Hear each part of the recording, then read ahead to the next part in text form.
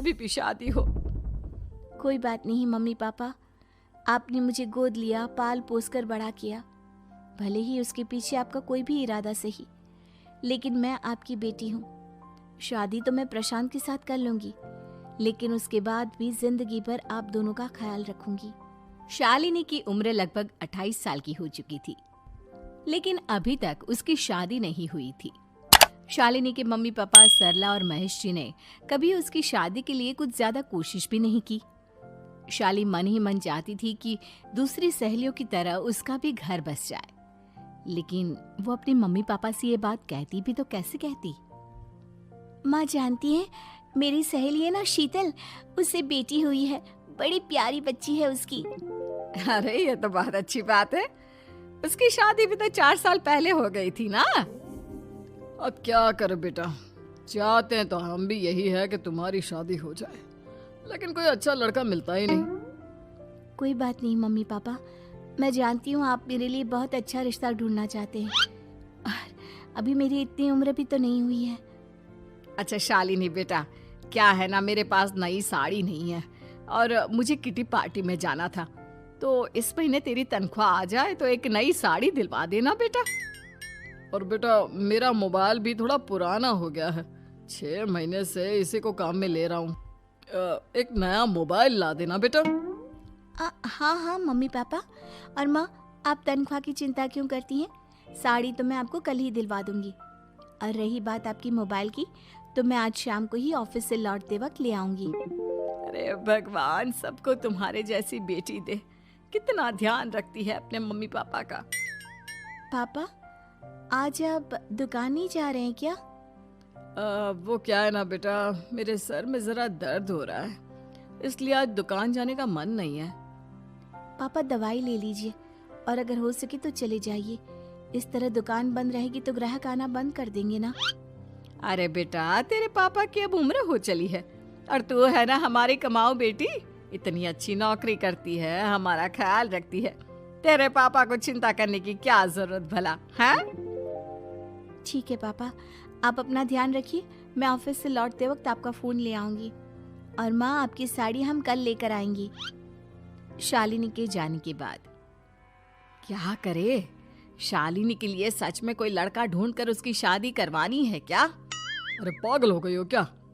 वो शादी करके इस घर से चली गई तो हमारे खाने के लिए पैसे कहाँ से आएंगे? जानती हूँ वैसे भी आपको ना दुकान पर जाने में, काम करने में आलस आता है, अच्छे से पहचानती हूँ आपको। हाँ तो क्या हुआ, बेटी नौकरी करती है, जब बच्चे माँ बाप की कमाई पर मजाक कर सकते हैं, तो क्या माँ बाप बच्चों की कमाई पर थोड़े दिन चैन से जी नहीं सकते? अरे वो तो हम जी रहे हैं ना, देखा ना हमारी बेटी एक ही बार में हमें मोबाइल और साड़ी दिलाने के लिए कैसे फट से तैयार हो गई। एक दिन सरला की एक पड़ोसन अपने भतीजी का रिश्ता लेकर सरला के घर आती है। सरला बहन, ये मेरा भतीजा है प्रशांत, इसके लिए रिश्ता ढूंढ रही थी बहुत दिन से। अचानक से तुम्हारी बेटी का ख्याल आया, इतनी सुंदर और अच्छी नौकरी वाली लड़की है, मुझे तो बहुत पसंद है। अरे तुम्हारे पसंद करने से क्या होता है, मेरी बेटी को भी तो तुम्हारा भतीजा पसंद आना चाहिए ना। हाँ, ऐसे थोड़ी ना कि तुम्हें हमारी लड़की पसंद आ गई और हमने रिश्ता कर दिया। मेरा भतीजा बहुत बड़ी कंपनी में जॉब करता है। अंकल जी, मैंने आपकी बेटी को देखा है और वो मुझे बहुत पसंद है। हाँ तुम्हें तो पसंद है, लेकिन हमें भी तो उससे एक बार पूछना पड़ेगा ना। तो बुलाइए ना शालिनी को, उससे पूछ लेते हैं कहाँ है वो। ऑफिस गई है और उसको आने में अभी देर लगेगी। लेकिन तभी शालिनी ऑफिस से आ गई। ये लीजिए, शालिनी भी आ गई। अब आमने सामने ही बात कर लेते हैं। आओ शालिनी बेटा, इससे मिलो, मेरा भतीजा प्रशांत प्राइवेट कंपनी में अच्छी जॉब करता है। अब बेटा तुम्हें ये लड़का पसंद है क्या? देखो बेटा, सोच समझ कर हाँ करना, तुम्हारे ऊपर कोई जबरदस्ती नहीं है। मम्मी पापा, प्रशांत की जॉब और उसकी बातें सुनकर मुझे तो काफी अच्छा लगा, मैं उससे शादी करने के लिए तैयार हूँ। ये लो, सारा मामला यहीं के यहीं निपट गया, लड़का और लड़की राजी हैं, तो अब हमें क्या। सरला की पड़ोसन और प्रशांत वहां से चले जाते हैं। अगले दिन, क्या हुआ मम्मी पापा, आप इतने उदास क्यों लग रहे हैं? वो क्या है ना बेटा, तुमने शादी के लिए हाँ कर दी उस लड़के के साथ।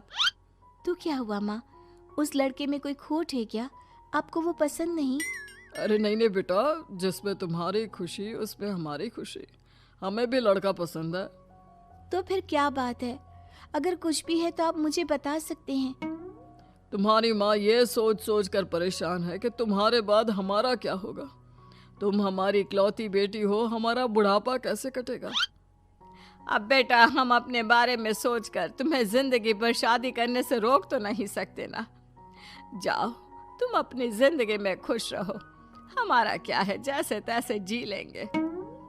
हाँ बात तो सही है बेटा, कैसे भी करके मैं दुकान का काम कर लूंगा। तुम और प्रशांत शादी करके खुश रहो।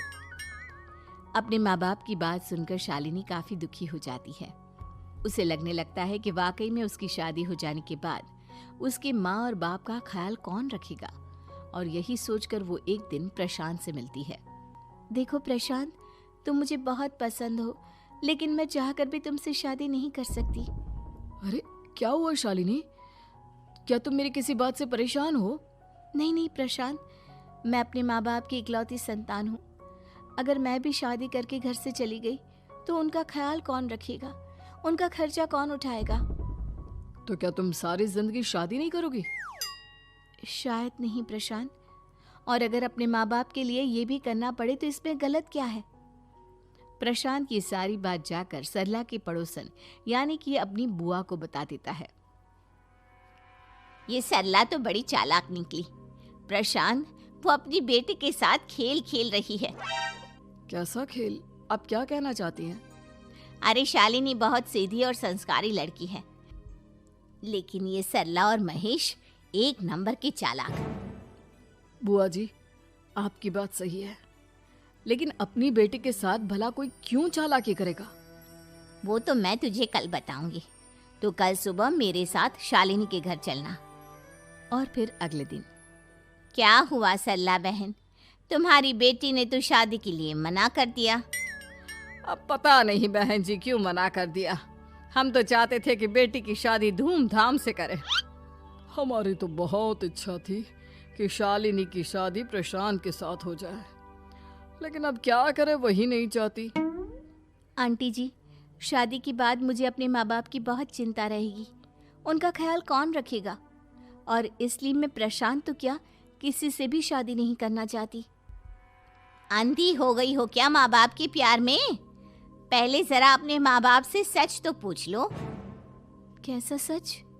यही सच शालिनी, कि ये तुम्हारे सगे माँ बाप नहीं है और तुम इनके लिए सिर्फ पैसे कमाने का एक जरिया हो। अरे अरे, ये तुम क्या कह रही हो? सच ही तो कह रही हूँ भाई साहब। अब सीधे सीधे अपनी बेटी को अपनी सच्चाई बताओगे या फिर मैं कोई दूसरा तरीका निकालूं? हमें माफ कर दो शालिनी, वो क्या है ना, हमारी कोई औलाद नहीं थी और जब तुम छोटी थी तो हमने तुम्हें गोद ले लिया था। तो इस नाते तो मैं आपकी बेटी ही हुई ना। लेकिन तुम्हें गोद लेने का हमारा सिर्फ एक ही मकसद था कि बड़ी होकर तुम नौकरी करो और हमारे लिए पैसे कमाओ, क्योंकि तुम्हारे पापा को काम करने में बहुत आलस आता है। और ये सच है कि हम ही नहीं चाहते थे कि तुम्हारी कभी भी शादी हो। कोई बात नहीं मम्मी पापा, आपने मुझे गोद लिया, पाल पोस कर बड़ा किया। भले ही उसके पीछे आपका कोई भी इरादा सही, लेकिन मैं आपकी बेटी हूँ। शादी तो मैं प्रशांत के साथ कर लूंगी, लेकिन उसके बाद भी जिंदगी भर आप दोनों का ख्याल रखूंगी। शालिनी की बातें सुनकर सरला और महेश को अपनी गलती का एहसास होता है और वो उससे माफी मांगते हैं। दोस्तों, हमें उम्मीद है कि आपको हमारी ये कहानी पसंद आई होगी। कृपया हमारे चैनल को सब्सक्राइब करें और सभी अपडेट्स के लिए बेल आइकन जरूर दबाएं। और हाँ, वीडियो लाइक और शेयर करना मत भूलिएगा।